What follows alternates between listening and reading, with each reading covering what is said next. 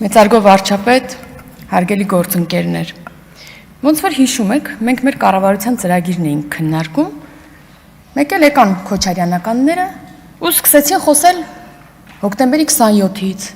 խոսեցին մարտի 1-ից, Վազգեն Սարգսյանից խոսեցին,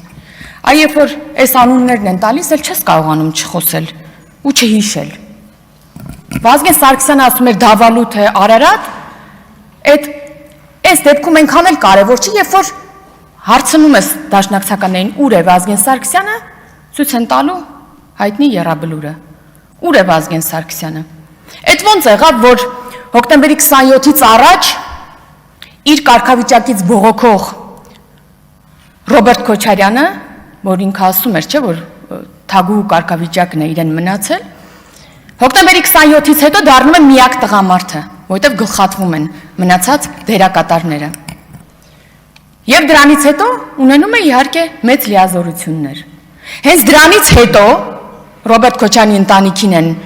փոխանցվում շատ կարևոր նշանակություն ունեցող գույքեր, տնտեսական եւ այլ նշանակություն ունեցող կարևոր շինություններ, հողատարածքներ եւ այլն,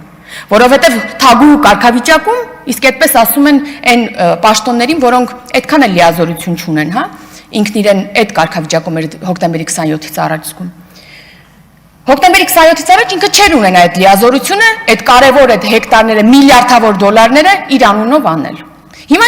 ինչ իմաստ ուներ գալ ու խոսել հոկտեմբերի 27-ից, Վազգեն Սարգսյանի անունը տալ։ Ինչ իմաստ ուներ։ Հո մազոխիստ չեք, ժողովուրդ ջան։ Իսկ հոկտեմբերի 27-ը եղավ, որ այդ Վազգեն Սարգսյանի անունով հետո փողոց անվանակոչվեր ու այդ փողոցի վրա ուրեմն սպայի տան շենքը բան անեին, իրենց անունով անեին։ Ու հիմա այս մարդուն վերագրում են 2 օր է Քախ Հալատյալի կոչումը։ Իսկ սիրելի քաղաքացիներ, կուզեք դուք էլ լինեք Քախ Հալատյալ ու արդեն գործընկերոջս ասած 8.3 հեկտար հողամասը 44 միլիոնով ունենայիք, ձեռք բերեք, չգիտեմ ոնց ասեմ, էլի յուրացնեիք։ Իսկ այդ ժամանակ այդ քառակուսի մետր 83,000 քառակուսի մետր տարածքը, այսինքն ձեռք են բերել ընդամենը $1, որ բաժանում ես, իրենք ձեռք կարող եք $1 հող ձեռք բերեիք։ Կուզեիք Քախ Հալատյալ կոչվեիք, բայց Կասկադում 2 հեկտար հողամասը 39 միլիոնով ձեռք բերեիք։ Կամ Քախ Հալատյալ լինեիք ու Պարինյան 8 հասեում մի ամբողջ շենք ձեռք բերեիք եւ այդ հայտնի ուրեմն երասպասարկում ՓԲ-ի շենքի մասին է խոսքը։ Կամ Քախ Հալատյալ լինեիք, բայց 12 միլիոն դրամով, այս ավելի ֆանտաստիկ է, Ծիծեռնակաբերդի խճուղում մի 29,000 քառակուսի մետր հողատարածք ունենայիք, հետո իհարկե Orange Fitness-ը սարքվեր եւ այլն։ Կուզեիք այսպիսի կամ ՊՆ-ի շենքը ձեզնով անեիք, այսպիսի Քախ Հալատյալ լինեիք։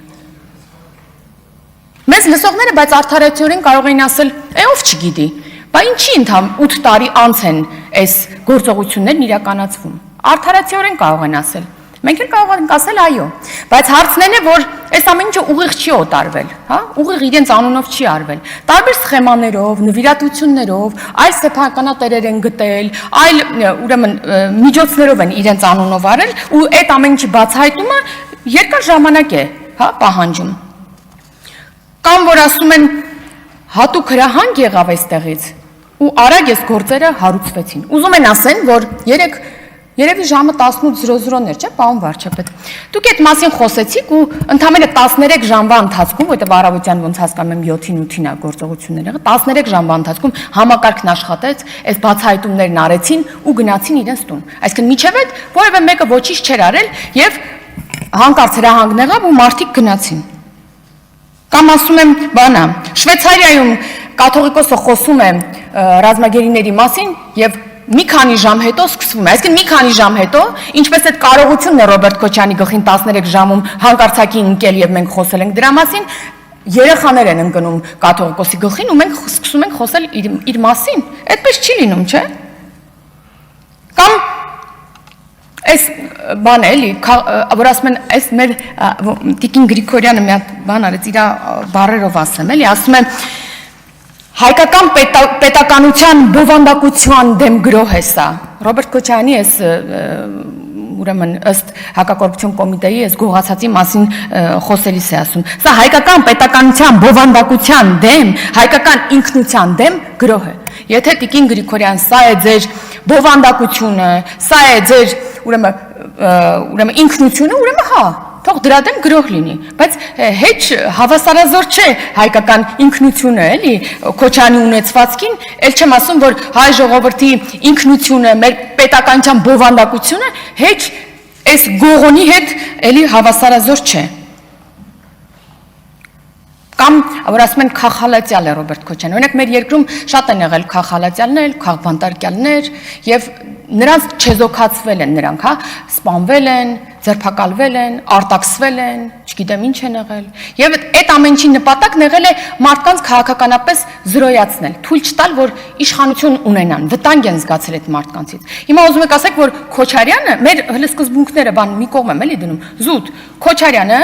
քոքը մաշած Քոչարյանը մեզ համար տենց վտանգ էր ներկայացում, նոր ընտրություններն եղել։ Այն նույն բանաձևով, որ դուք ասում եք, որ մենք ստացել ենք 29% են ասում, հա, հանրապետության ընտրողների քանակով են ասում, դուք 5 ու քանի տոկոս եք ստացել, դուք սկի այստեղ չպետքա լինեիք, որ մի հատ էլ խոսեիք, թե մենք քանի տոկոս ենք ստացել։ Այնպես որ Ռոբերտ Քոչարյանին քաղ հալատյալ մի ասեք, ոնց որ մեր իմ սիրելի ֆիլմում է ասում կտոր մի երկնքում անառակին հրեշտակ միս է, մեղք է։ Շնորհակալություն։